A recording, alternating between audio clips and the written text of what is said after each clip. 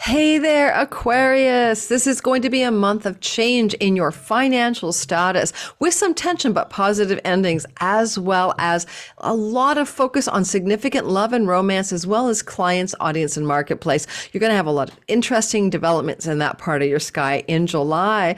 If you're new to my channel, my name is Lori Lothe, and I'm using the Western Tropical Zodiac. I am a whole sign house astrologer.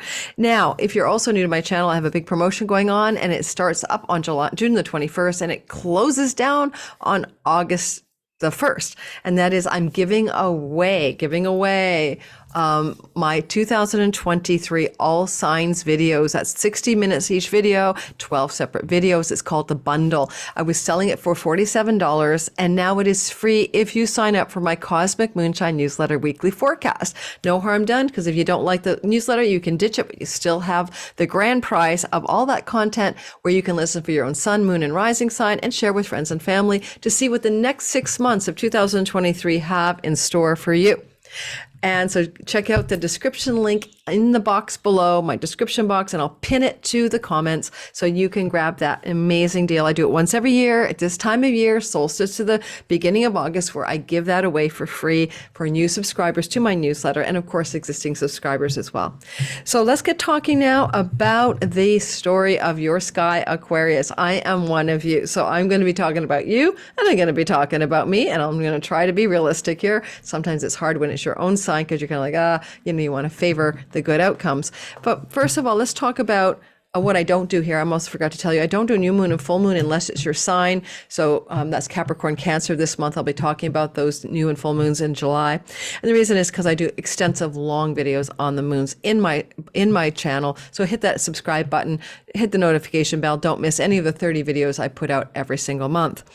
Second of all, I'm going to talk first about a big event that I've already done a video on, and it's already on my channel. Okay, so you can go check it out. And there'll be another video coming up about the changing of the nodes of fate. There's one video out from December, one that just came out recently, and there's another one coming. Just go look at my playlist, because I'm going to briefly address the big elephant in the July room. And that is on July the 18th, the nodes of fate will move into Libra and into Aries, and that's going to form a gnarly T-square with Capricorn at 29 degrees. Pluto at 29 Cap retrograding, and the 29 Libra North Node, South Node axis. And that T-square, also called the bending of the nodes of fate, where Pluto sits, brings change that we haven't seen since the 1700s. Now, while this is a collective story, you are also going to feel this tension mid-July, like July 18th to the middle of August, in a particularly acute way. So let's talk about the energy and what it might suggest for Aquarius rising. The tension of the nodes of fate is moving into a new eclipse cycle through the 3rd and the 9th house. You will expand the 3rd and you will pull away from the 9th. I will explain that in other videos. In the short term of mid-July to mid-August, you're going to find the tension is coming from deep within your soul. It's the last gasp of Pluto at the 29th degree of your 12th house. He's been journeying there since 2008. And what it could be is some kind of spiritual awakening, because the 9 and 3rd house of God and Goddess are about your spirituality. It's a metacosmos axis. So you could have a spiritual crisis or spiritual awakening at that time, mid-July to mid-August, but you could also be dealing up addiction, self-defeating, self-undoing, self-sabotaging habits and patterns, and getting rid of them once and for all, likely through educational means or journeys to some place. A trip to the ashram, anyone? A trip to a detox rehab center? Maybe. And you may be pivoting strongly mid-July to mid-August around new earning structures if you already make money online or through international foreign shores and revenue and foreign customers or clients. And if that's a part of your gig already, as it is for me, there's a huge crucible of change, a pivot of change that feels very climactic between mid-July and even the end of August. Now, I'm taking 6 weeks off of work, so I'm going to be feeling this crunchy thing when I'm not seeing clients for the most part for those 6 weeks. So, each of us can see how it feels, but it's going to definitely connect to our spirituality, our self-undoing, and particularly if there's an online presence or any kind of work you're doing involving foreign countries, a reorienting, a reassessment, and a transformation of how you make that money. Now let's go one by one through the details of the month in chronological order. Number 1, Mercury meets with the heart in the heart of the sun, called a cazimi, meets with the sun July 1st and the 2nd at 9 degrees of Cancer. And this is going to be something like a beautifully flowing, positive, divine download time frame. Cancer in your chart is your 6th house of tendencies and pets and health issues and addictions sometimes, and karmic debt and real life debt. Mercury in the heart of the sun is a download, a divine instruction, a new mission as Mercury's being born again here. And you're going to have a new direction as a result of this cazimi energy. And as this is happening, there's also a flowing trine to Lord Saturn, the Lord of your natal sky, the most important planet in the earnings house. 6th house is a work house. Saturn's in an earning house. There's also a sextile to the 4th house of home, property, land, and real estate, where Jupiter is sitting. So Jupiter, Saturn, and this cazimi are conspiring to change things to do with property, where you live, how you work from home or where you live, how you derive money, and ways that you create money through your earning strategies. It can also be the end of an addiction substance, stop smoking, stop vaping, or stop drinking too much alcohol in a positive, easy, and downloading way on July 1st and 2nd. Can't make this up. Before I even knew about the cazimi, I'm doing a dry July with no wine. So that's exactly the kind of thing that could happen for you as well, because Saturn is in the house of what you put in your mouth. He's putting the kibosh on too much of anything. And then Mercury is helping you negotiate the deal, and Jupiter is bringing some bounty in property, land, and real estate, or things you create and do from your home. So July 1st and 2nd. If I'm talking too fast, just slow it down with the slow down the speed button on YouTube. No have to have me to slow down. You can slow down your listening. Now, coming forward in time, and this is going to be right after that on July the 2nd, 3rd, Venus will square Uranus. This is the first of 3 squares, August 9th and September 29th. It's July 2nd, August 9th, and September 29th. Venus is going to bring money and love surprises that may be a bit shocking, but also action oriented and driving you towards some action, because the square is the nature of Mars. Venus is moving through Leo, where you're experiencing this from June through to October 9th. So this is June 5th, October 9th. Very long Venus transit. I did a whole video on how this happened in 2015. Listen for your sign for that Venus transit video in Leo. And bottom line is that this energy can bring some unexpected surprises about property, about your mother, about land, about real estate, about things to do with home and homeland. It doesn't have to be negative. It just is going to be rather unexpected. So look for the first unexpected moment, July 2nd or so, July 2nd, 3rd, and then look for more developments, August 9th, retrogradation, and September 29th as well.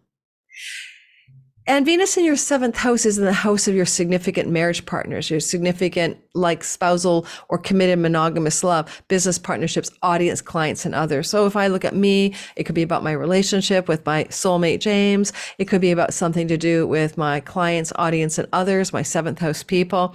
And, it can be a retooling because of the retrogradation over these months of how I meet that audience and what form I meet them in, even because Uranus rules the internet as well. Who knows? I will let you know what happens. Let me know what happens too. On July the 7th to the 10th, Mercury will sextile Uranus. Now, that's again the same idea of unexpected stuff, but this is going to be Mercury in the sign of Cancer, that place where your pets and rentals and debts are sitting, or work, like getting a job or health. Mercury here can be sextiling Uranus, a positive surprise regarding things to do with home and work, rental agreements and property, pets and home, debt relief and home, health outcomes and home, but positive, unexpected, but positive developments here for a lot of us Aquarius risings during that small window of time, July 7th to the 10th. Around the same time, however, Mercury also forms an opposition to Pluto in Capricorn. And we all know what Pluto in Capricorn is doing, hovering in the 29th degree. So Pluto in Capricorn opposite Mercury in Cancer is a 6th house, 12th house axis, and it may suggest that you're going to have a critical turning point regarding themes of travel, foreign shores, revenue from foreign lands, earnings and work from foreign land revenue, a turning point also to do maybe with health routines, health protocols, but with the flow to Uranus that we talked about as well, it forms a wedge. It ultimately looks like something positive. But the positivity comes through fourth house matters. Again, land, homeland, property, real estate, and things you do in your private and domestic life. And Jupiter's bonifying you here. Jupiter's giving you a lot of glow up here all the way through till next May. So I say that for the most part, while there is tension, it's also exciting and it's positive energy coming through your sky on that window of July 7th to the 10th. Let me take a sip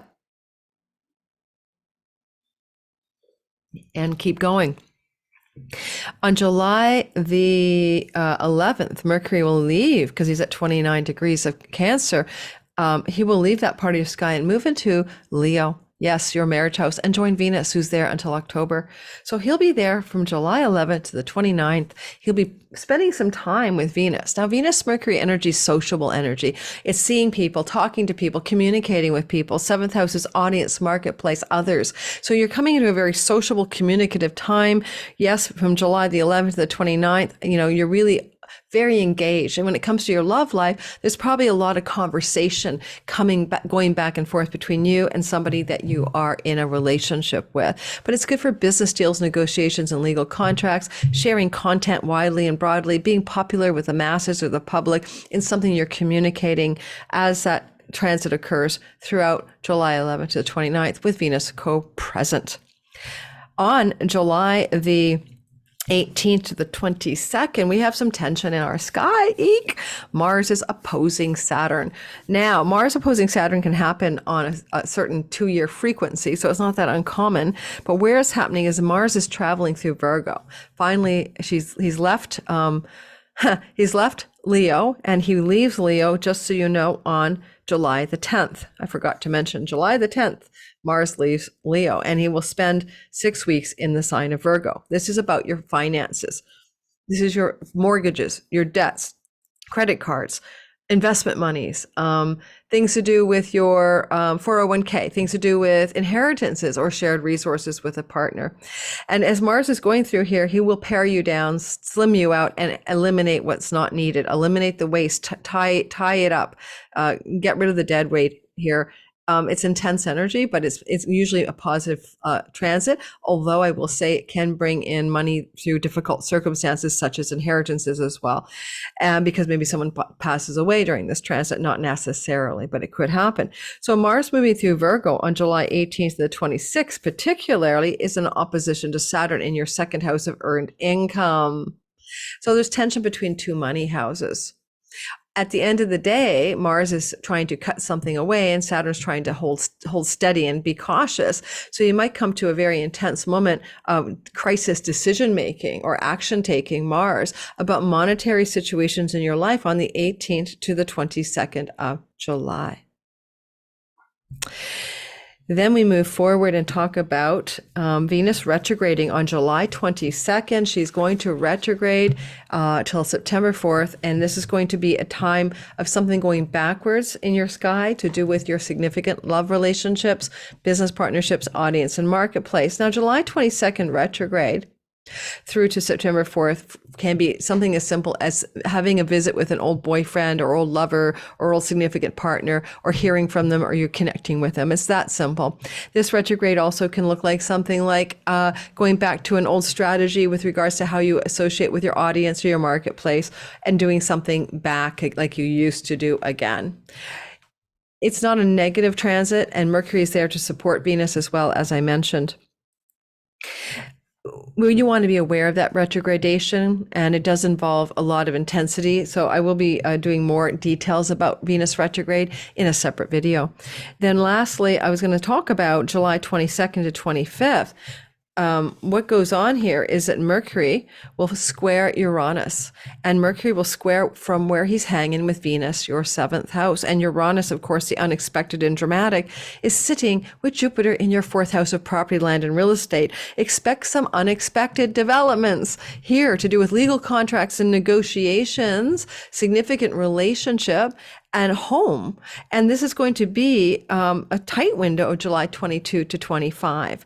On the 27th, a happy ending may be occurring as Mercury and Venus become one in the sky in a conjunction at 28 degrees of Leo. And this could especially influence Aquarius rising 20 to 29 degrees most of all. But there is a resolution, a kind of contractual binding or communication that resolves anything that was difficult and unexpected between the 22nd of July to the 25th of July. Alrighty.